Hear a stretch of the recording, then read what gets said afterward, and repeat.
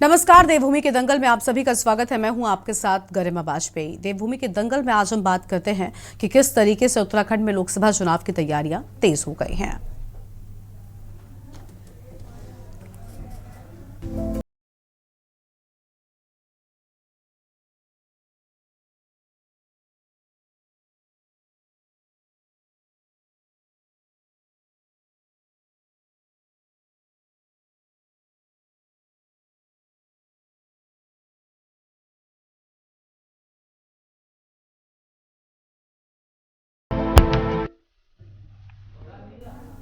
तो 24 की चुनौती बड़ी है और हारी सीटों पर निगाहें कड़ी हैं। जी हां, देखिए उत्तराखंड में भी लोकसभा चुनाव की तैयारियां बेहद तेज हो गई हैं। चुनाव के लिए सभी राजनीतिक दलों ने इस दंगल को फतेह करने की कोशिशें भी बेहद तेजी के साथ में कर दी है। इसी के तहत सत्ताधारी दल भाजपा ने अपने सांसदों और विधायकों के साथ ही तमाम पदाधिकारियों को जरूरी जिम्मेदारी सौंपी है। इसी कड़ी में भाजपा ने सांसदों को विधानसभा चुनाव में हारी हुई 23 विधानसभा सीटों की जिम्मेदारी दी है और इसके साथ ही भाजपा से आपको बता दें कि कुछ अहम चीजें सामने आई हैं। भाजपा ने एक तरफ जहां सांसदों को जिम्मेदारी सौंपी है, तो वहीं केंद्र सरकार की विकसित भारत संकल्प यात्रा के समन्वय का जिम्मा भी सांसदों को सौंप दिया है और साथ ही विधायकों को भी कम से कम 3 दिन यात्रा में शामिल होने के निर्देश दिए हैं। बता दें कि केंद्र सरकार ने जनजातीय क्षेत्रों में विकसित भारत संकल्प यात्रा शुरू की है और इस यात्रा के तहत अभी विभिन्न जनजातीय क्षेत्रों में विशेष शिविर आयोजित कर लोगों को केंद्र सरकार की योजनाओं की जानकारी दी जा रही है। वहीं लोकसभा चुनाव से पहले राज्य सरकार ने यह साफ कर दिया है कि राज्य में निकाय चुनाव नहीं कराने जा रही है। सरकार अब राज्य में 2 दिसंबर से नगर निगमों की जिम्मेदारी जिलाधिकारी और अन्य निकायों का कामकाज एसडीएम रैंक के अधिकारी को देने की तैयारी कर रही है। प्रशासक की नियुक्ति 6 माह के लिए की जाएगी क्योंकि 1 दिसंबर को निकायों का कार्यकाल समाप्त हो रहा है और अभी तक मतदाता सूची बनाने और निकायों में ओबीसी आरक्षण तय करने का सर्वे ही चल रहा है। ऐसे में यह साफ हो गया है कि फिलहाल निकाय चुनाव नहीं होंगे। वहीं निकाय चुनाव न कराने को लेकर विपक्ष है कि लगातार सत्ता पक्ष पर हमलावर है और कांग्रेस समेत तमाम विपक्षी दलों ने हार के डर से निकाय चुनाव न कराने का आरोप सरकार पर लगाया है। इसी पर करेंगे विस्तार से बातचीत। खास मेहमानों का पैनल हमारे साथ में होगा, लेकिन उससे पहले एक नजर आज की इस खास रिपोर्ट पर डालिए।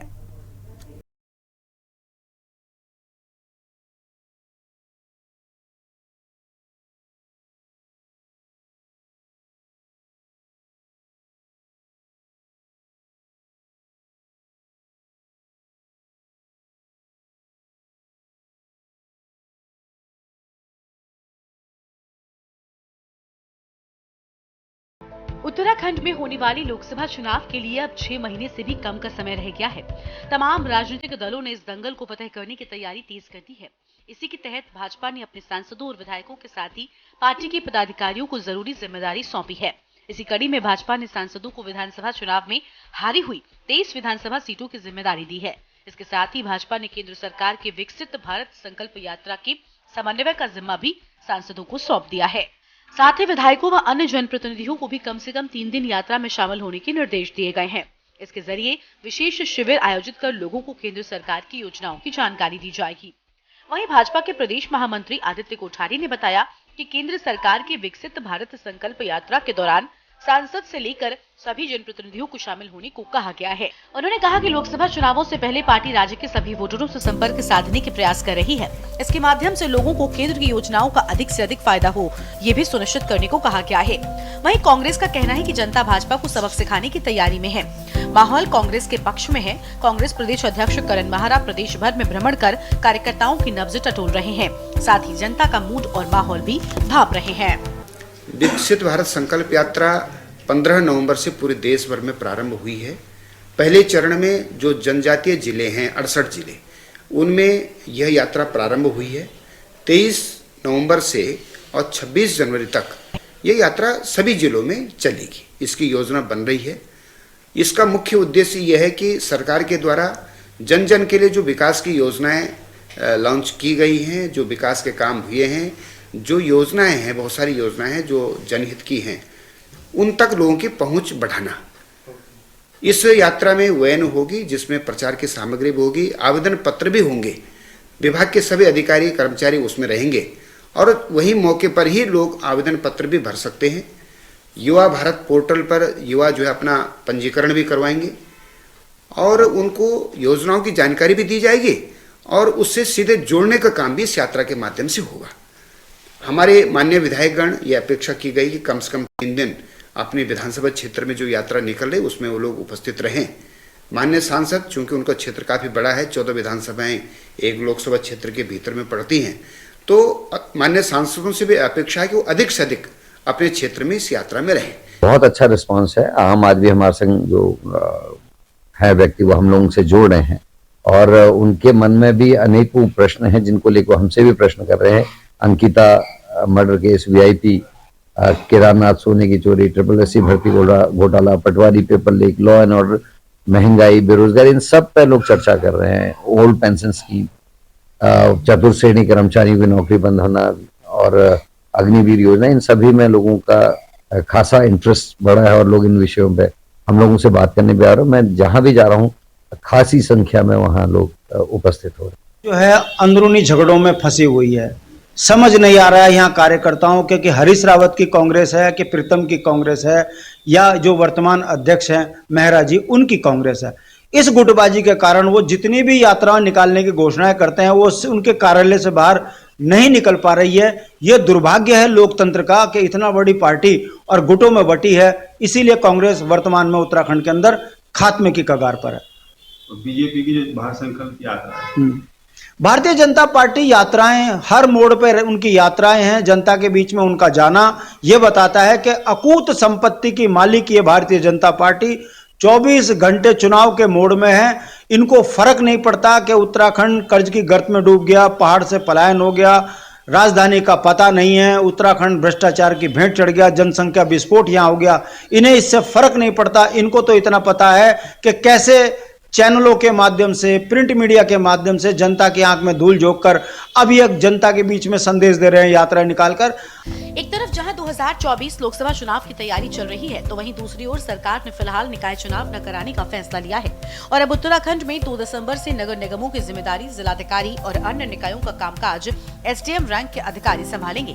प्रशासक की नियुक्ति 6 महीने के लिए की जाएगी। बता दें कि 1 दिसंबर को निकायों का कार्यकाल समाप्त हो रहा है। निकाय चुनाव न कराने पर सरकार इनमें प्रशासक तैनात कर देगी। प्रदेश में करीब 84 नगर निकाय के बोर्ड का कार्यकाल 1 दिसंबर को पूरा हो जाएगा। इस बार चुनाव समय पर नहीं होने के चलते शहरी विकास विभाग आगामी 1 दिसंबर को निकायों में प्रशासक की नियुक्ति करने की तैयारी में है।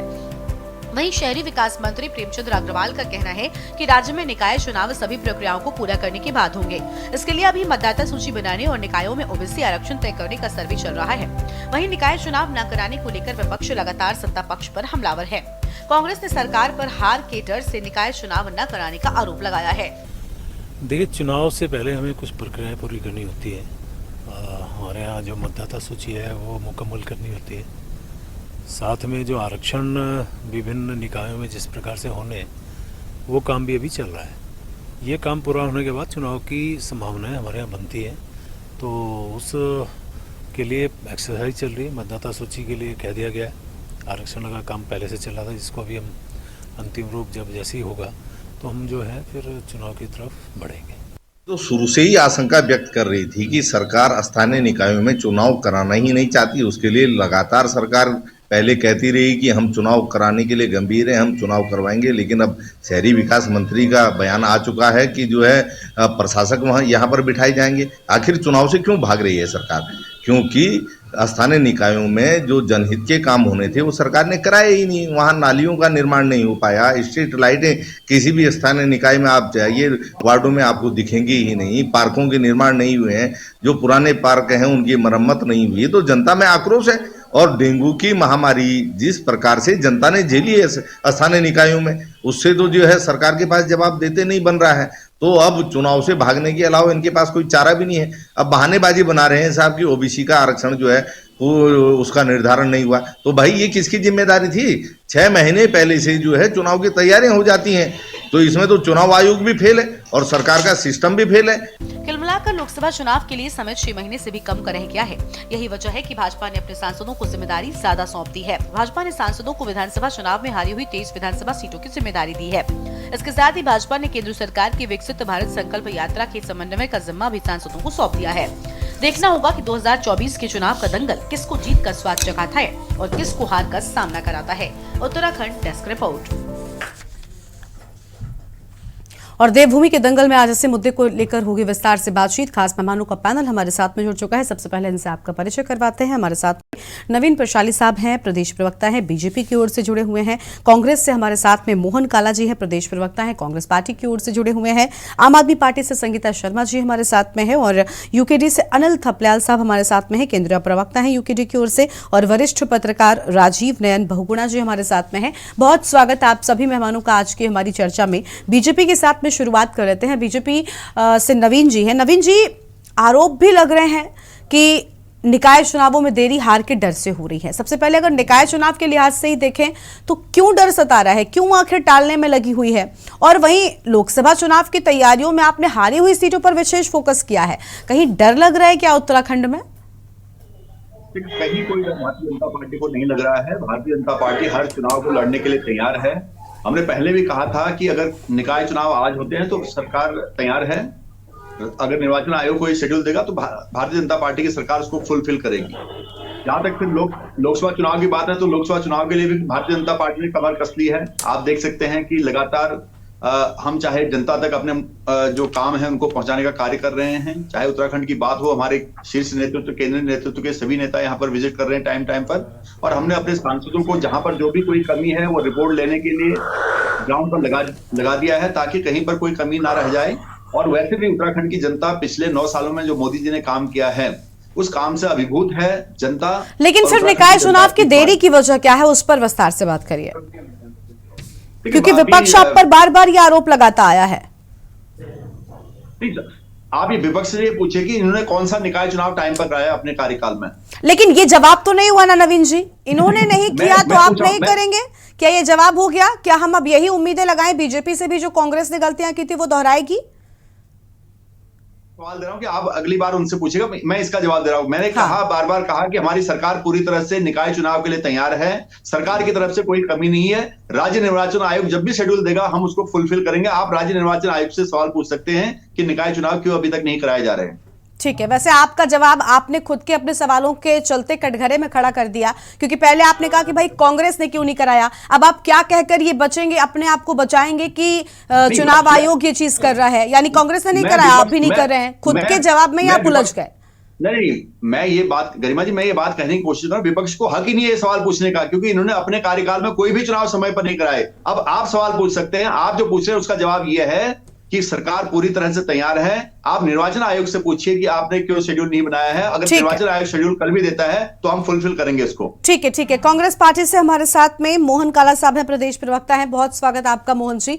मोहन जी भाई कह रहे हैं कि सरकार तो तैयार है, अब चुनाव आयोग जाने की कब चुनाव करवाना है, निर्वाचन आयोग के चलते देरी हो रही है। क्या वजह हो सकती है? अगर ऐसा है तो बीजेपी को क्यों कटघरे में आप खड़ा करते हैं बार बार? देखिए, बीजेपी को तो मैंने कटघरे में नहीं खड़ा करा अभी तक तो पिरसाली जी ने खुद ही अपनी बातों से कटघरे में खड़ा कर दिया भारतीय जनता पार्टी को। हाँ। पिरसाली जी ने जो है भारतीय जनता पार्टी की थू कर दी चैनल पर बैठकर। अब मैं इस पर क्या बोलूंगा? ठीक है, ठीक है, ठीक है, ठीक है। नवीन साहब, परेशान क्यों हो रहे हैं? नवीन जी इंतजार करिए। नवीन जी, एक दूसरे से ऐसे बीच में बातचीत नहीं होगी। नवीन जी मौका आने पर, नवीन जी प्लीज, आप सभ्य व्यक्ति है, मौका आने पर मैं जब आपके पास आऊं आप अपनी बात पूरी करिएगा, जो काउंटर करना है वो भी करिएगा। एक साथ बोलेंगे ना तो आपको सुन पाएंगे ना उनको सुनेंगे। अब बोलिए सर मोहन जी। अब वो शब्द वापस नहीं आएंगे जो निकल गए आपके। अब उसे परेशान मत होइए। अब आप सब परेशान मत होइए। देखिए गरिमा जी, चाहे मैं आपसे स्थानीय निकाय चुनाव पर बात करूं, चाहे मैं आपसे जो है नगर पंचायत के परिप्रेक्ष्य में बात करूं, चाहे मैं आपसे इससे पूर्व में छावनी परिषद के परिप्रेक्ष्य में बात करूं, और मेरे भाई जो भारतीय जनता पार्टी से पिरसाली जी बैठे हुए हैं, पिरसाली जी से मैं पूछना चाहता हूं, अरे 2018 में चुनाव आपको पता है कब हो गए थे पिरसाली जी? 2018 में चुनाव समय पर हुआ मेरे भाई, तभी आपके मेयर बैठे, वहां चुनाव लटकाया नहीं गया। चाहे 2002 के परिप्रेक्ष्य में आपसे बात करूं, चाहे आपसे 2012 के परिप्रेक्ष्य में बात करूं, उस टाइम पता नहीं आप भारतीय जनता पार्टी में रहे हो ना रहे हो, मुझे नहीं पता उस टाइम। तो यहाँ उत्तराखंड में मुझे उस टाइम नहीं पता आपका कि आप कहां पर थे, पर मैं आपको बताने की कोशिश कर रहा हूं कि चाहे 2002 के परिप्रेक्ष्य में बात हो, जब सरकार में कांग्रेस थी, चाहे 2007 से 12 से 17 के बीच के परिप्रेक्ष्य में बात हो, मैं तब भी आपसे कह रहा हूं कि आप उठाकर देखिएगा, और अगर समय पर नहीं होगा तो तब बोलिएगा। और 18 के चुनाव में भी आप देखिए, इससे पहले भी आप 2002 में जब आप मेयर का चुनाव हुआ भाई, 2002 में जब हमारे टाइम पर, तो आप मुझे बताइए ना कहां पर समय पर चुनाव नहीं हुआ, जब चुनाव हुआ देहरादून के अंदर। अपनी जिम्मेदारियों से भागना भारतीय जनता पार्टी के चाल चरित्र चेहरा बन चुका है गरिमा जी, और ये सिर्फ और सिर्फ जनता के मूड को, गरिमा जी सुनिए, हाँ, जनता के मूड को पूरी तरीके से भाजपा जान चुकी थी कि हम मुंह की खाएंगे। इसलिए आप मुझे बताइए, अच्छा मुझे बताइए, परिसीमन कराने का काम किसका है? सरकार का नहीं है क्या? निर्वाचन आयोग का नहीं है क्या? ये कह रहे हैं निर्वाचन आयोग कर रहा हूं। देखिए सरकार, आप देखिए सरकार के प्रतिनिधि कह रहे हैं, सुनिए, मैं सरकार की तरफ से कर रहा हूं, परेशानी के बीच में मत बोलिए, जब आपकी बारी आएगी जब बोलिएगा। ठीक है मोहन जी, जल्दी से कंप्लीट करिए। हाँ, सरकार के जो सरकार के प्रतिनिधि आपके चैनल पर बैठे हैं भारतीय जनता पार्टी के, मैं इनसे पूछना चाहता हूं, निर्वाचन आयोग इनसे बाहर है क्या सरकार से? अरे हम तो, अगर आप इस बात को भी स्वीकार रहे हैं, अगर आप इस बात को भी स्वीकार, निर्वाचन आयोग और सरकार को आप कहां कंपेयर कर रहे हैं? सुनिए फिर हाँ। तो आप मुझे बताइए ना, इनको जानकारी नहीं है। अरे मुझे जानकारी ठीक है मोहन जी ठीक है, आपको लग रहा है कि भाई सरकार की पूरी सहभागिता है, लेकिन बात यह है ना कि भाई क्यों डर जाएगी सरकार? एक सवाल यह भी उठता है कि सरकार को निकाय चुनावों से ही डर क्यों हो जाएगा, जबकि बैक टू बैक उनकी जीत हो रही है अलग अलग, चाहे उपचुनाव की बात हो वहां पर भी बीजेपी ही जीती, तो किस बात का डर?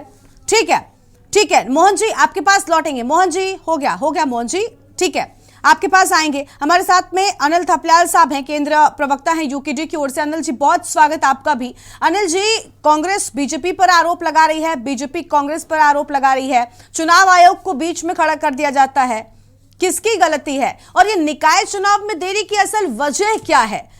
क्योंकि ऐसा तो नहीं है कि बीजेपी निकाय चुनाव से डरने लग जाए, या फिर ये सोच रही है कि कहीं निकाय चुनाव के नतीजों का असर लोकसभा के चुनाव पर न पड़ जाए, क्या ऐसा कुछ है इनके दिमाग में?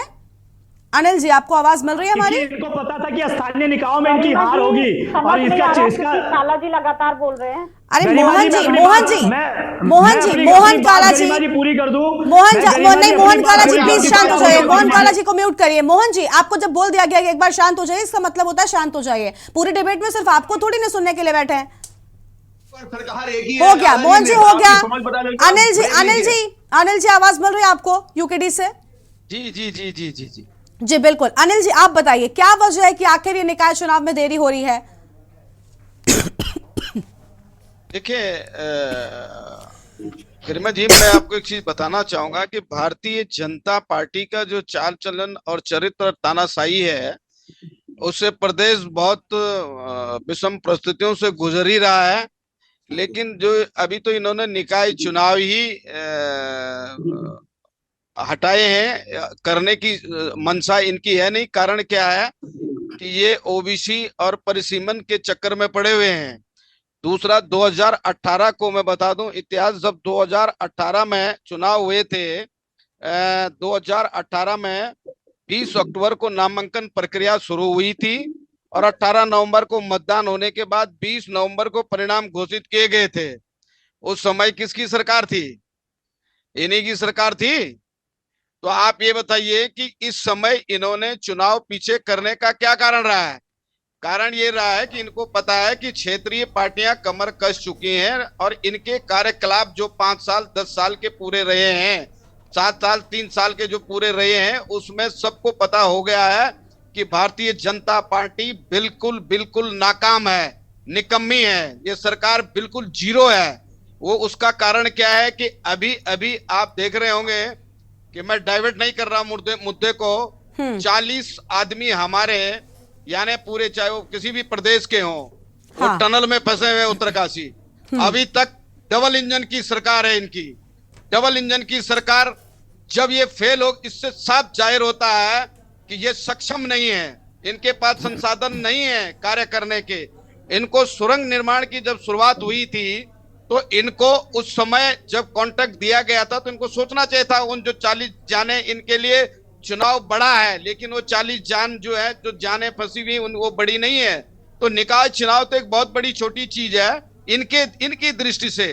लेकिन अनिल जी ठीक है आप अपनी बात पूरी कर लीजिएगा। बात अगर निकाय चुनाव की हो रही है, निकाय चुनाव से ये डर क्यों रहे हैं, मैं उसका कारण पूछना चाहती हूँ। चुनाव के लिए कोर्ट ने भी इनको फटकार कर दी है, कोर्ट ने भी इनको घसीट दिया है कि आपने निकाय चुनाव की तिथि लेट क्यों की है, जबकि आपको पता है 4 दिसंबर को इनका वो खत्म हो जाना है। फिर ये कह रहे हैं फरवरी में नामांकन होगा, तो इसका मतलब सीधा इनका लोकसभा चुनाव से लिंक है। और कुल मिला के ये है कि भारतीय जनता पार्टी अपने किसी भी कार्यकलाप में सफल नहीं है, और ये भूल जाएं उस इतिहास को जो पुराना इनका इतिहास रहा है कि ये सफल रहेंगे इस बार, क्योंकि इनकी योजनाएं जो हैं और इनके कार्यकलाप जो हैं कोई भी संतुष्ट नहीं है। अभी जो मैं दोबारा दोहरा रहा हूं, जो घटना बहुत बड़ी है, वो जो टनल वाली उत्तरकाशी वाली जो घटना है, इस पे आप समझ सकते हैं, इसी से समझ सकते हैं कि डबल इंजन की सरकार कहां फेल हो रही है। इनका ध्यान मात्र छत्तीसगढ़, आसाम, नागालैंड, फलाना जहां चुनाव हो रहे हैं वहां ध्यान है, और यहाँ बिल्कुल उत्तराखंड इन्होंने ऐसे कोने में फेंक दिया है कि उत्तराखंड कुछ है ही नहीं। तो इसलिए भारतीय जनता पार्टी मुकुट पहन ले, सीरा लगा करके, और अपनी गाड़ियों में केवल टिकट लगाए। ये 2000 निकाय तो बहुत बड़ी बात है, क्योंकि इनको पता था निकाय चुनाव दूर करने का, इन्होंने परिसीमन इसलिए नहीं तैयार हो रहे हैं। कारण क्या है कि क्षेत्रीय दलों को फायदा है उसमें, हमको सीधा फायदा था। ठीक है, यानी आपको लग रहा है कि सीधे तौर पर डर है, और डर है कि कहीं इन सब का असर लोकसभा चुनाव पर भी न पड़ जाए, इसी के चलते इस सब में देरी हो रही है। और आज हम बात कर रहे हैं कि 24 को लेकर कितनी पैनी नजर सीटों पर लगातार अलग अलग दलों ने बनाई हुई है, चाहे बीजेपी हो या कांग्रेस, सभी की ओर से पूरी ताकत झोंकी जा रही है। हमारे साथ में कई सारे मेहमान बने हुए हैं, अपनी चर्चा को एक बार फिर से शुरू करते हैं। हमारे साथ में आम आदमी पार्टी से संगीता शर्मा जी हैं, उनके पास जाएंगे। उसके बाद वरिष्ठ पत्रकार हैं, उनके पास जानते हैं, इस सबको लेकर उनकी भी राय जानेंगे। संगीता जी, क्या वजह है? देखिए, यूकेडी से अनिल जी कह रहे हैं कि भाई इनको डर है, साफ तौर पर उन्होंने कहा कि इनको कोर्ट ने फटकार लगाया, लेकिन इनको डर है कि सबका असर बहुत बड़ा होने वाला है और जनता के मन में साइकोलॉजिकली चीजें जो है कहीं बदल ना जाएं, इसी वजह से कहीं निकाय चुनाव में देरी तो नहीं हो रही। आम आदमी पार्टी की क्या राय है इस पर? करीमा जी, देखिए, निकाय चुनाव जो होता है वो निकाय व्यवस्थाओं पर होता है। छोटा चुनाव होता है, वार्ड मेंबर चुनने होते हैं, चेयरमैन चुनने होते हैं, तो जो लोग हैं वो वहां धरातल पर जो काम हुआ है उसको देखते हैं। तो बीजेपी ने जो धरातल पर काम है वो नहीं किया है। मैं छोटे उदाहरण भी दूं तो चंपावत का खिरदारी गांव है, वहां आज तक बिजली नहीं पहुंचती है गरिमा जी, वहां खंबे ही लगे हुए हैं खाली। तो आप सोचिए, और वहां स्वास्थ्य की कोई व्यवस्थाएं नहीं है। 12 किलोमीटर पैदल, फिर 36 किलोमीटर उनको वाहन से, तब जाके वो अस्पताल तक पहुंचते हैं। तो ऐसे कितने गाँव है उत्तराखंड में? तो ऐसे जो छोटी व्यवस्थाएं गांव तक पहुंचनी चाहिए थी, उनसे आज भी गांव अछूते हैं। माननीय गोविंद वल्लभ पंत जी का खूट गांव अल्मोड़ा का है गरिमा जी। आज भी मैं पेपर में पढ़ रही थी कि वहां अभी भी पानी के लिए लोग तरस रहे हैं। तो आप सोचिए कि 76 वर्ष हमारे देश को आजाद हुए हो गए और 23 वर्ष उत्तराखंड को, उसके बाद भी अगर पानी, बिजली, शिक्षा, स्वास्थ्य जैसी समस्याओं से उत्तराखंड लड़ रहा है तो ये बहुत बड़ी बात है और एक गंभीर समस्या है, और इसीलिए निकाय चुनाव नहीं कराए गए।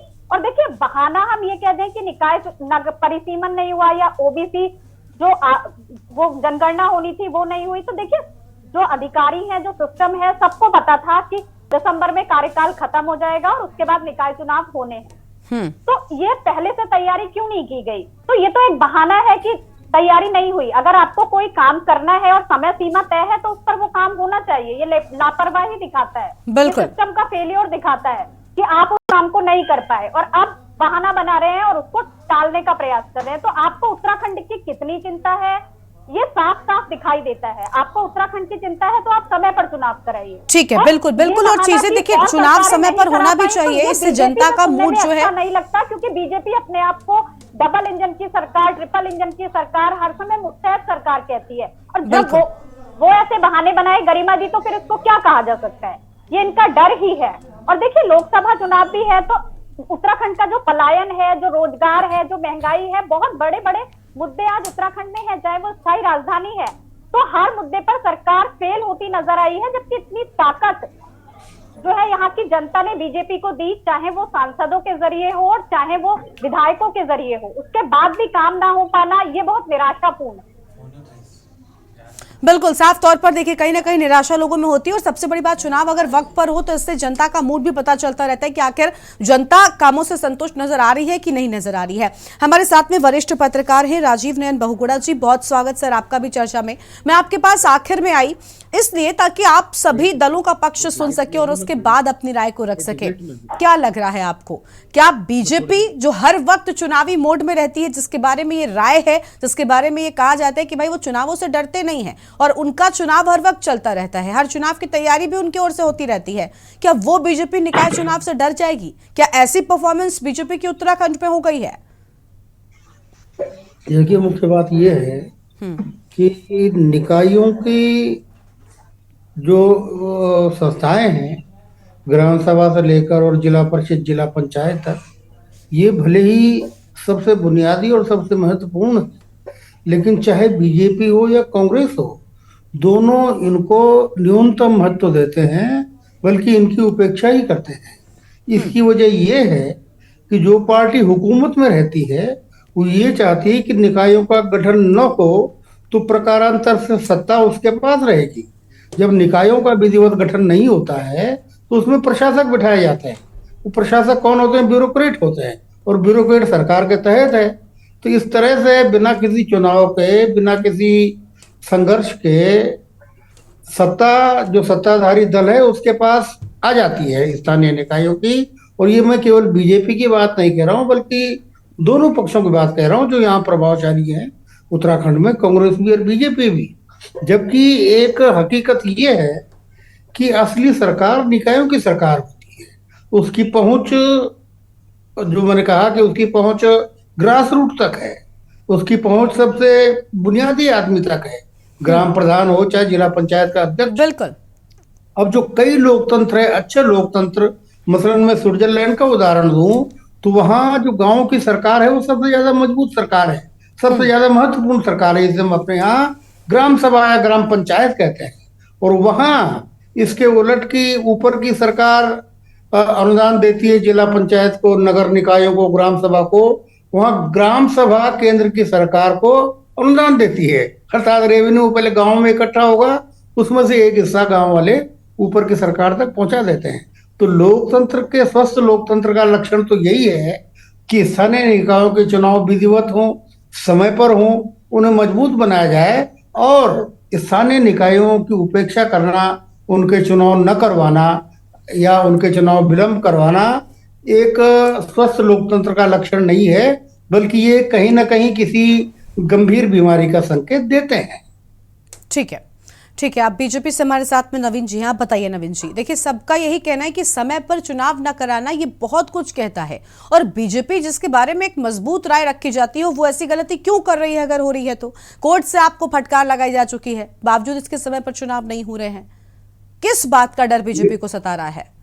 गरिमा जी, मैं बार बार कह रहा हूं कि भारतीय जनता पार्टी को कोई डर नहीं है, तो सरकार पूरी तरह से तैयार है।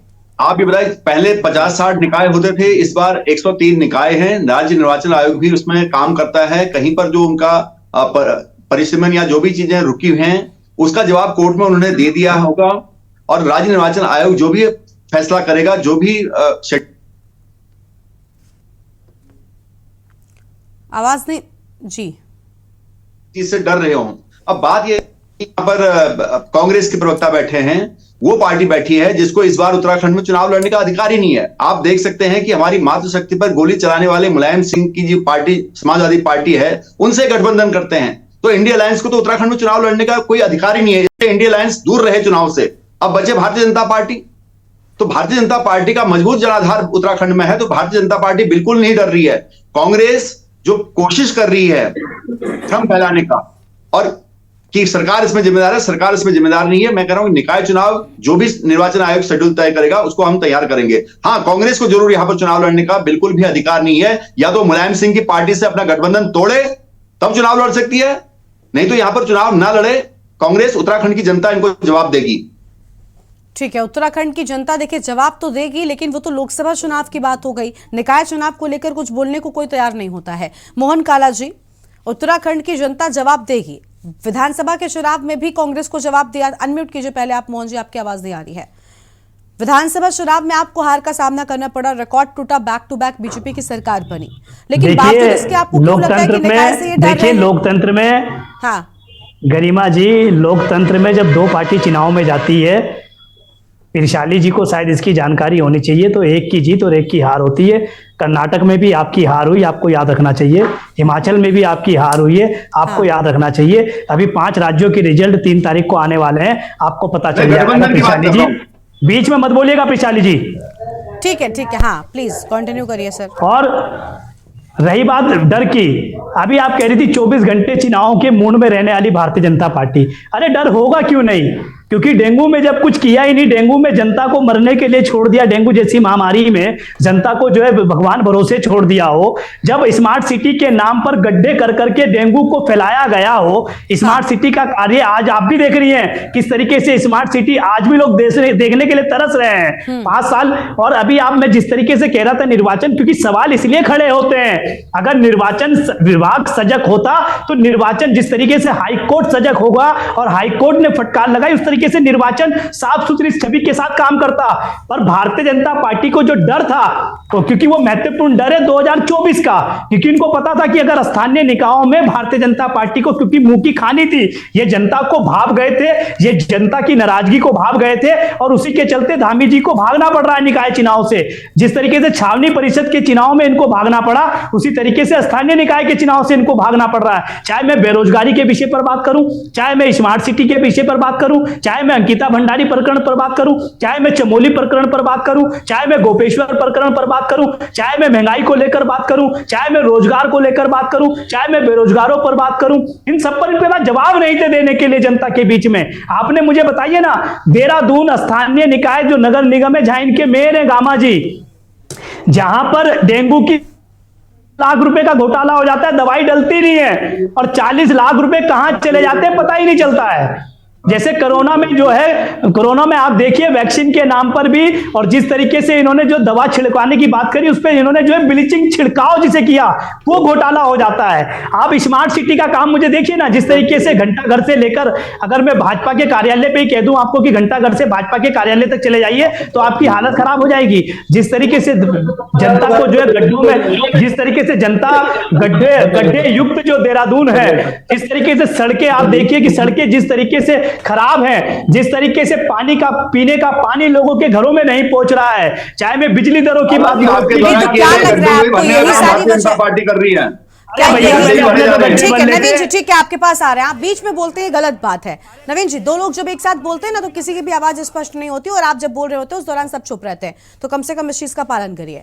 और मोहन जी, यानी आपको लग रहा है कि यही सारी चीजें हैं जिसके चलते कहीं ना कहीं दिक्कतें जो है वो हो रही हैं, और इनको लग रहा है कि भाई धरातल का सच जो है वो जनता बहुत बेहतर समझती है, और आम जनता जब चुनेगी तो उसका असर भी पड़ सकता है। ठीक है, अनिल जी के पास जाएंगे। अनिल जी देखिए, मोहन जी हो गया, वापस आएंगे तब बोलिएगा मोहन जी, बस ठीक है। अनिल जी देखिए, मोहन जी ने कई सारी समस्याएं गिनाई हैं, इसमें ऐसा नहीं है कि कुछ कम है, क्योंकि स्मार्ट सिटी के नाम पर सड़कों का जो खस्ता हाल हुआ है वो हम सब ने देखा है, मैंने खुद उस पर बहुत सारी डिबेट्स की है, और आज तक स्मार्ट सिटी तैयार नजर नहीं आता, क्योंकि प्लान मजबूत नहीं था। एक सड़क पर एक बार काम हुआ, उसकी खुदाई हुई, बावजूद इसके दोबारा उसको बार बार तोड़कर बनाया गया, इसके चलते कभी काम पूरा ही नहीं हो सका। और इतना ही नहीं, स्मार्ट सिटी के काम में इन्होंने इतना डिले किया कि खुद इन्हीं की सरकार, केंद्र सरकार की ओर से बजट को आधा कर दिया गया था। यही दर्शाता है कि इनका स्मार्ट सिटी प्रोजेक्ट पूरा नहीं हुआ था। क्या लग रहा है, वाकई में मोहन जी को जो कह रहे हैं इसमें सच्चाई है? क्या निकाय में इसीलिए डर है क्योंकि आम जनता निकाय में बड़े फेसेस नहीं देखती, आम जनता उस दौरान अपने आसपास का क्षेत्र देखती है, और क्षेत्र में जो समस्याएं हैं, जो चीजें विकसित हुई हैं, उनको देखती है? क्या ये वजह है? तो देखिए, संपर्क नहीं हो पा रहा है उनसे, हम बात करेंगे, लेकिन ये बड़ी बात है कि दंगल में जो दल कूद गए हैं वो आखिर क्यों डरे हुए नजर आते हैं? क्योंकि देखिए, सरकारी योजनाओं के लिए सजग करने के निर्देश एक तरफ बीजेपी ने अपने कार्यकर्ताओं को दे दिया है, एक तरफ लोकसभा का चुनाव इतने नजदीक है, तैयारियां तेज हो गई हैं, जो हारी हुई सीटें थी इन पर विशेष फोकस करने की बात यहां पर लोकसभा के चुनाव में दी गई है। बीजेपी ने अपने कार्यकर्ताओं को बूथ स्तर तक पहुंचने की बात कही है। देखिए, बीजेपी का चुनावी प्लान जो होता है वो अलग तरीके का होता है और इसी के चलते यहाँ पर जो है अलग तरीके से तैयारियां भी हैं। लेकिन विपक्ष है कि बीजेपी पर कई तरह के हमले बोल रहा है। वो कह रहा है कि भाई निकाय चुनाव आपने आज तक समय पर नहीं कराया, क्योंकि आपको पता है कि सच क्या है, और सच अगर सामने आया तो साफ तौर पर यहाँ पर सब कुछ सामने आ जाएगा। इसी के चलते यहाँ पर डर है बीजेपी को। आपदा में अप्रकाशित या आपदा में क्या होना चाहिए, क्या संसाधन, क्या रिसोर्सेज इनके लिए होने चाहिए। इनके पास पैसा, फंड है, सब कुछ है। 1300 करोड़ रुपए कहाँ गए, ये तो सोचना चाहिए। अरे भाई, उतने बड़े पैरामीटर आपके निकाय चुनाव के लिए बोलने के लिए आपके पास है ही नहीं कुछ।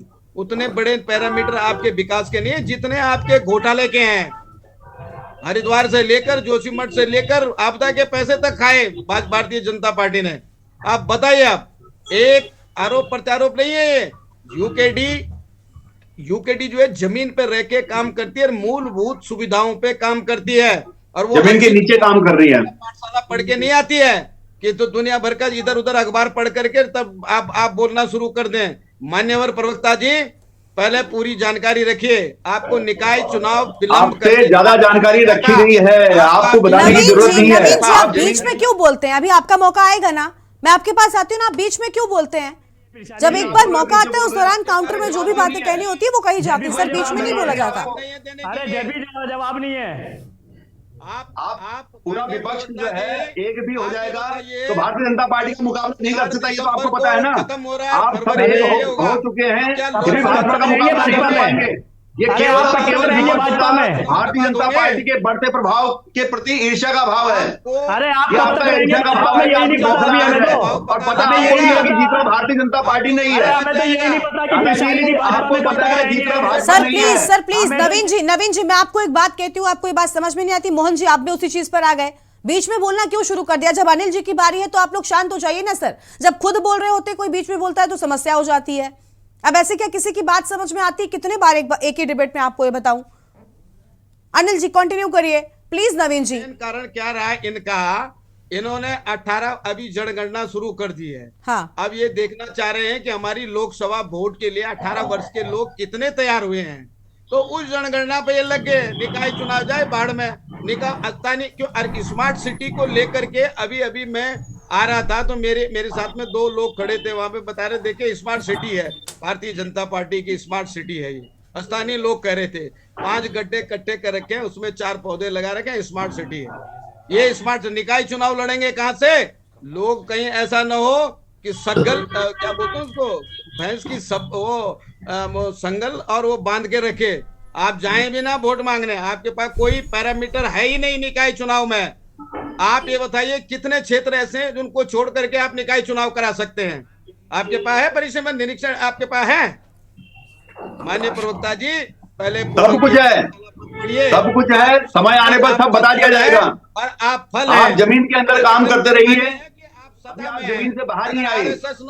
देखिए गमले में हुए वृक्ष बताते हैं तो यूकेडी के प्रवक्ता महोदय, अगर गमलों में जमे पौधे अपने आप को वृक्ष कहने लगे तो मुश्किल होती है। आपको कुछ पता नहीं है, ये आपका भारतीय जनता पार्टी के प्रति ईर्ष्या का भाव है, ये आपका ईर्ष्या का भाव है। भाजपा के बढ़ते प्रभाव के प्रति आपका ईर्ष्या का भाव है और कुछ भी नहीं है। प्रोपेगेंडा बहुत बड़ा खड़ा आपके पास, उत्तरकाशी वाला, सारे राज्य आपके पास केंद्रीय मंत्री तक आ गए, तब भी समाधान नहीं हुआ। और तो समाधान होगा, इसीलिए तो आ रहे कि समाधान निकालने के लिए आ रहे ना। सारी चीजें की जा रही हैं, सारी चीजें की जा रही है, हर संभव का प्रयास किए जाएंगे जिससे उनकी जान बचे।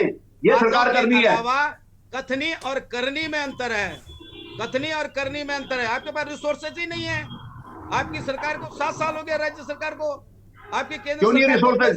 जो रिसोर्सेज आए वहां मंगवाए तो है ना। ठीक है हो गया आपस में आप लोगों की डिबेट हो गई ना। ठीक है, फिर आपको पता नहीं है। ठीक है अनिल जी आपके पास लौटेंगे, आपके पास लौटेंगे। अनिल जी हो गया, अनिल जी हो गया, आपका भी हो गया। और नवीन जी प्लीज आप शांत हो जाया करिए। मैं कम से कम 10 बार आपको डिबेट में बोल चुकी हूँ, अपनी सरकार की उपलब्धियां मत गिनाइए। यहाँ पर जो एक सवाल पूछते हो निकाय में देरी क्यों रही, उसका कोई जवाब नहीं आपके पास, बाकी सब कुछ बोलने को तैयार है आप बीच में। सीमा जी माफ कीजिएगा, संगीता जी हमारे साथ में आम आदमी पार्टी से। संगीता जी, यही चल रहा है ना कि भाई बस अपनी उपलब्धियां गिनाते रहो और निकाय से डर लग रहा है क्योंकि स्मार्ट सिटी के नाम पर जो हुआ, अभी मोहन जी ने जो बात कही इसमें कोई दो राय नहीं, ठीक नजर आती है। अब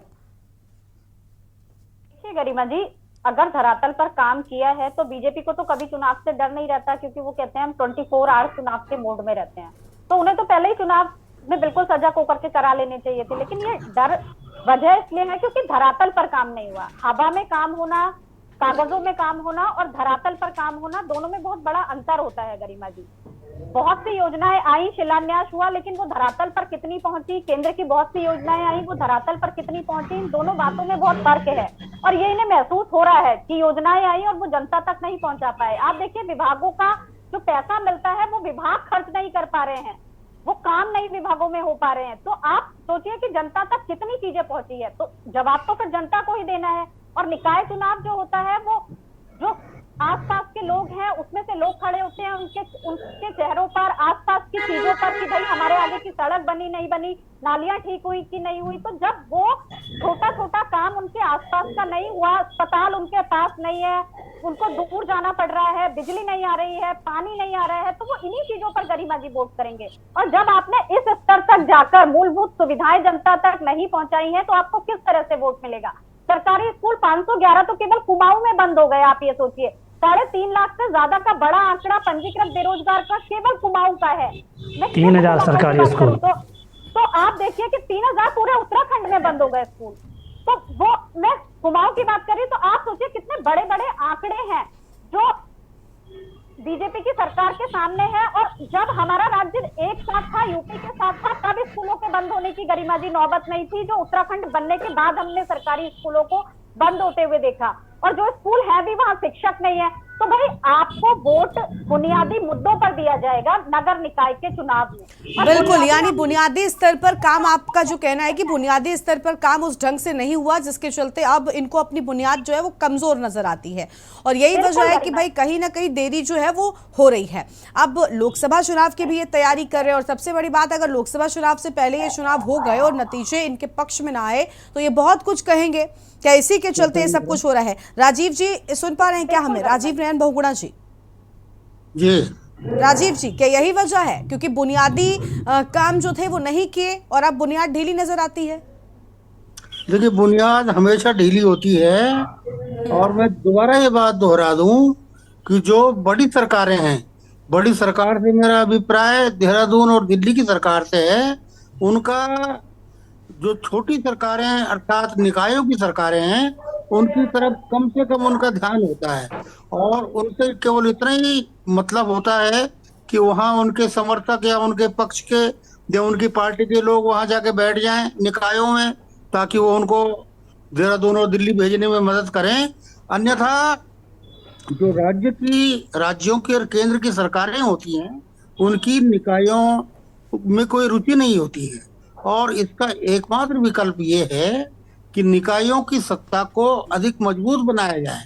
ये संवैधानिक बाध्यता हो कि जिस तरह से लोकसभा या विधानसभा के चुनाव समय पर होने ही होने हैं, उनको आप टाल नहीं सकते हैं। तो इसी तरह से जो निकायों के चुनाव हैं उनको समय पर कराने की बाध्यता हो, और इसके लिए सभी पक्षों का एक मत बने, जनता का दबाव बने, ताकि जो बार बार स्थानीय निकायों के चुनाव टाल दिए जाते हैं, सरका दिए जाते हैं, कई वर्षों वर्ष वहाँ प्रशासक बैठे हैं जिनके पास कोई दूसरे काम है, उनको निकायों में उनको भी कोई रुचि नहीं है, केवल औपचारिकता निभाने के लिए उस सीट पर बैठ जाते हैं। तो ये मैं फिर से कहना चाहूंगा कि बड़ी गंभीर स्थिति है, और ये किसी भी स्वस्थ लोकतंत्र के लिए अच्छा संकेत नहीं है। बिल्कुल, साफ तौर पर ये किसी भी लोकतंत्र के लिए अच्छे संकेत नहीं है। और हमारे साथ में और भी लोग जुड़े हुए हैं। मोहन जी, आपके पास एक बार फिर से आएंगे, इसके बाद नवीन जी के पास जाएंगे क्योंकि अदरवाइज नवीन जी बीच में ही बोलने लग जाएंगे। मोहन जी, देखिए बात ये है कि देखिए बुनियादी स्तर की चीज़ों को लेकर अगर सवाल बीजेपी से उठाया जा रहा है तो ऐसा नहीं है कि कांग्रेस से सवाल नहीं किया जा सकता, क्योंकि भले ही बुनियादी स्तर पर आज मान लेते हैं जैसा कि आप विपक्षी कह रहे हैं वो सच है, उनको डर लग रहा है निकाय चुनाव से, आपकी ये भी बात हम मान लेते हैं, लेकिन ऐसा तो नहीं है कि बीजेपी बड़ी कमजोर हो गई है। चाहे विधानसभा के चुनाव हो, दोनों बार से बैक टू बैक उनकी जीत हुई है, और उपचुनाव में भी बीजेपी जिस तरीके से कांग्रेस को मात दी, तो ये सब क्या कहता है? देखिए क्यों डरे वो लोकसभा के चुनाव से? हाँ, आवाज आ रही है आपको? हाँ बोलिए। देखिए, स्थानीय निकायों की मजबूती की अगर बात मैं आपसे करूं तो भारतीय जनता पार्टी को स्थानीय निकायों पर बात करने का कोई अधिकार नहीं है। अगर स्थानीय निकायों को लेकर, पंचायतों को लेकर अगर गंभीरता से किसी ने काम किया, अगर आज उत्तराखंड के अंदर अगर नगर निगमों की शुरुआत किसी ने की, अगर उत्तराखंड के अंदर स्थानीय निकायों को मजबूत बनाने का काम किया, अगर उत्तराखंड के अंदर ग्राम पंचायतों को, जिला पंचायतों को मजबूत बनाने का काम किया, तो वो पूरी पूर्ण तरीके से साफ है, निष्ठा और ईमानदारी के साथ कांग्रेस ने। और पंचायतों पर तो हमारे जो स्वर्गीय राजीव गांधी जी, उन्होंने पंचायतों पर काम ही इतनी बारीकी से किया, पंचायतों को मजबूत करने के, और इसीलिए किया ताकि स्थानीय जो मुद्दे हैं वो, और स्थानीय जो चाहे ग्राम सभाएं हो, चाहे वो गांव हो, चाहे वो जिला, छोटे छोटे स्तर पर जो ग्रामीण क्षेत्र हो, वो मजबूत हो सके। अगर भारतीय जनता पार्टी में आपके चैनल के माध्यम से पूछना चाह रहा हूं, अगर जिस तरीके से नवीन प्रसाली जी बार बार कह रहे हैं कि हमने काम किया है, हमने काम किया है, हमने काम किया है, तो भैया डर किस बात का है? पहले छावनी परिषद से भाग गए, पहले छावनी परिषद की डेट तक आ गई, नामांकन की तिथि तक आ गई, उसके बाद जब लगा कि नहीं भाई स्थानीय निकाय छावनी परिषद में भी जो है हार का मुंह देखना पड़ेगा, तो वहां पर आपने जो है उस चुनाव को भी आपने रोकथाम करने का काम कर दिया। अगर आपने काम किया है और अगर आपको विकास पर इतना जिस तरीके से उत्तराखंड की जनता ने आप पर विश्वास किया, 2 टर्म आपको सत्ता दी प्रदेश की जनता ने, तो भैया आपको डर किस बात का लग रहा है? किस बात का डर है? आइए ना चुनाव में। अगर कांग्रेस, और देखिए रही बात हार जीत की, तो मैं कह रहा हूं हिमाचल में क्या भारतीय जनता पार्टी नहीं हारी? कर्नाटक में क्या भारतीय जनता पार्टी नहीं हारी? मध्य प्रदेश में क्या भारतीय जनता पार्टी नहीं हारी थी? तो यह हार जीत है, ये जनता क्या जनादेश है, लोकतंत्र है। लोकतंत्र में जनता जिसको चाहेगी उसको साज पहनाएगी और जिसको चाहेगी उसको विपक्ष में रखने की भूमिका। अरे इसी भारतीय जनता पार्टी को 60 साल जनता ने बाहर रखने का काम किया सत्ता से, दो पर थे। तो ये जनता है, इसका गरूर नहीं होना चाहिए। हम ये कह रहे हैं कि अगर स्थानीय निकाय चुनाव को लेकर आपने काम किए हैं, अगर प्रसाली जी की भारतीय जनता पार्टी ने विकास किया है उत्तराखंड का, तो दम है तो आइए ना मैदान में। क्यों भाग रहे हैं मैदान छोड़कर? अच्छा, क्यों मैदान से पीछे हट रहे हैं? और सुनिए, देहरादून के अंदर, गरिमा जी सुनिए, एक बहुत गंभीर मुद्दा देहरादून के अंदर मैं आपको बता दूं, हमारे यूकेडी के भी साथी हैं, हमारी आपकी नेता भी हैं और हमारे वरिष्ठ पत्रकार भी हैं, वो भी जानते होंगे, क्योंकि ये कभी अपने वादों पर खरे नहीं उतरे। शायद प्रसाली जी को जानकारी हो ना हो, मुझे पता नहीं। जब पिछली बार 2018 का निकाय चुनाव हुआ तो 60 से 40 वार्ड बढ़ाकर 100 वार्ड किए गए हमारे यहाँ देहरादून में, जिसमें यह कहा गया था कि जो 40 वार्ड नए जोड़े जाएंगे उनसे 15 साल तक टैक्स नहीं लिया जाएगा। ये वादा कर जो है जनता को भ्रमित कर स्थानीय निकाय में 2018 में भारतीय जनता पार्टी काबिज हुई थी। और उसके बाद हुआ क्या कि आज मनमाने तरीके से टैक्स वसूले जा रहे हैं और कहीं ना कहीं अपने वादों से भागना या वादों पे खरे ना उतरना। स्मार्ट सिटी का 500 करोड़ रुपया, गरिमा जी 500 करोड़ रुपया कम नहीं होता। स्मार्ट सिटी का काम समय पर नहीं हुआ, 500 करोड़ रुपया लैप्स हो गया। हाँ, ये प्रसाली जी को पता है। की ओर से पैसा वापस ले आएगा। ठीक है। लेकिन मोहन जी बस हाँ ना में जवाब दीजिएगा। निकाय चुनाव को लेकर आपने खूब हमला बोल लिया है बीजेपी पर, लेकिन क्या अभी अगर मान लेते निकाय नहीं भी होता है, उससे पहले लोकसभा ही होता है, तो लोकसभा चुनाव में आपको लग रहा है कि भाई इन्हीं सारे मुद्दों का बड़ा असर होगा? क्या इसका असर लोकसभा चुनाव में देखने को मिलेगा? कांग्रेस खुद को लोकसभा के लिहाज से कितना मजबूत मान रही है? साथ काम कर रही है। पूरे प्रदेश में कांग्रेस ने अपने जो सम्मेलन है उनको लेकर या जनता के जो मूलभूत मुद्दे हैं उनको लेकर कांग्रेस लगातार सदन से लेकर सड़क तक जो है पूरी मजबूती के साथ लड़ने का काम कर रही है। और मैं आपके चैनल के माध्यम से साफ तौर पर कहना चाहता हूं हमारे प्रसाली भाई से कि प्रसाली भाई जितना मर्जी भाग लीजिए, अब जनता भगाने के लिए तैयार बैठी हुई है। ये आप नहीं भाग रहे हैं, क्योंकि जनता तैयार हो चुकी है भगाने के लिए सत्ता से, क्योंकि काट की हांडी बार बार नहीं चढ़ती। आपने जिस तरीके से जनता को गुमराह करने का काम किया है ना, यानी आपको लग रहा है कांग्रेस तैयार है। ठीक है, आप कांग्रेस तैयार है, कांग्रेस पूरी तरीके से तैयार है। हम तो कह रहे हैं आपने अगर हो गया तो आइए, विकास के एजेंडे पर चुनाव लड़िए, हम तैयार हैं। ठीक है, लौटेंगे नवीन जी के पास चलते हैं। नवीन जी, काट की हांडी बार बार नहीं चढ़ती, यानी अब जनता ने बहुत विश्वास कर लिया, 12 मौका भी दे दिया, आप पर खूब विश्वास किया, आपको सर आंखों पर बिठाया, लेकिन आपने उस विश्वास के बदले जनता को क्या दिया? अब कहीं ना कहीं उसका नतीजा चुनाव के नतीजों पर असर डालेगा। कितना विश्वास है, क्योंकि लोकसभा में मेहनत तो आप खूब कर रहे हैं। जी गरिमा जी, आप ये देखिए कि पिछली बार 60-61% वोट उत्तराखंड की जनता ने दिया था, इस बार 75% से ज्यादा देने जा रही है। मैं ये बताना चाह रहा हूँ कि वो पार्टी आज सीख दे रही है भारतीय जनता पार्टी को, जिसको ग्राउंड पर कार्यकर्ता नहीं मिल रहे हैं। आज कांग्रेस के पास कार्यकर्ता नहीं है जमीन पर, और वो पार्टी जिसको मुलायम सिंह की पार्टी से गठबंधन करना पड़ गया, वो पार्टी सीख दे रही है। अरे महबूबा मुफ्ती के बुआ बनाने वाले ना बताएं, कांग्रेस महबूबा मुफ्ती को बुआ बनाने वाले ना बताएं, हिम्मत नहीं है। और महबूबा मुफ्ती आतंकियों की बुआ को बुआ बनाने वाले ना बताएं। मोहन जी ठीक है। अरे महबूबा मुफ्ती याद है ना, मोहन जी आप वो बोल रहे हैं ना, आप वो बोल रहे हैं बनाने वाले ना बताएं।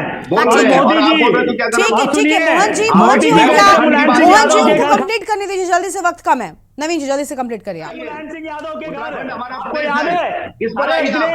अरे मुलायम सिंह जी के घर खाने गए थे मोदी जी, पार्टी के साथ कांग्रेस का गठबंधन है। नवीन जी मुद्दे पर आइए, नवीन जी मुद्दे पर आइए। मोहन जी को म्यूट कर दीजिए। मोहन जी मैं कह रही हूँ ना, आप चुप हो जाइए प्लीज। मोहन जी बात थोड़ी होती है बीच में बोलने वाली। मोहन जी प्लीज आप बोलिए। नवीन जी जल्दी से कंप्लीट करिए आप। विपक्ष का भारतीय जनता पार्टी के बढ़ते जनाधार के प्रति ईर्ष्या का भाव है, और कांग्रेस को यहां पर चुनाव लड़ने का अधिकार नहीं है, मेरा यही कहना है। अरे महबूबा मुफ्ती से गले मिल लो जाके। अब आप बोलते रहो, महबूबा मुफ्ती से गले मिल लो जाके। उत्तराखंड की बात करो, दादाजी से गले मिलो, हमारा है, इसको आगे बढ़ाना है। तो आप यहाँ की बात करो, मेरे भाई प्रदेश में रहो, हम आपसे पूछ रहे हैं कि क्यों भाग रहे हो? हमारी मातृशक्ति पे गोली चलाने वाली पार्टी के साथ आप गठबंधन, किसानों पे गोली चलाने वाले, अरे किसानों पे गोली चलाने वाले क्यों भाग रहे हैं? अरे किसानों पे गोली चलाने वाले क्यों भाग रहे हैं? बीजेपी और कांग्रेस के बीच में जिस तरीके से आपस में घमासान जारी है वो आप देख ही सकते हैं। लेकिन अब बड़ी बात यह कि भाई चुनावों में नतीजे जो है वो किस तरीके के होंगे और किसके पक्ष में होंगे, और किसके वादों पर, किसकी बातों पर जनता विश्वास ज्यादा करती है, ये भी देखना होगा। हालांकि बीजेपी ने अपने पदाधिकारियों को तैनात कर दिया है लोकसभा चुनाव में तैयारियों को लेकर, और तैयारियां सभी दलों की ओर से लगातार यहां पर की जा रही हैं। सरकारी योजनाओं के लिए सजग करने के निर्देश भी दे दिए गए हैं। आप सभी का बहुत बहुत शुक्रिया आज के लिए हमारी चर्चा में आने के लिए और अपनी बात रखने के लिए। तो दंगल में सभी दल कूद चुके हैं और अब इन दलों की ओर से पूरी मेहनत भी की जा रही है। अब बड़ा सवाल यह है कि आखिर लोकसभा चुनाव में जनता किस पर विश्वास करती है, क्योंकि एक तरफ निकाय चुनाव न कराने को लेकर बीजेपी को कांग्रेस पार्टी ने खूब घेरा है और ये कहा जा रहा है कि भाई निकाय चुनाव में बुनियादी मुद्दों को ध्यान में रखते हुए जनता वोट करती है और बुनियादी स्तर पर काम न होने के चलते अब बीजेपी को अपनी बुनियाद कमजोर नजर आती है। क्या कुछ होगा नतीजों के साथ स्पष्ट होगा। देवभूमि के दंगल में आज उतना ही। आप देखते रहिए के न्यूज इंडिया। नमस्कार।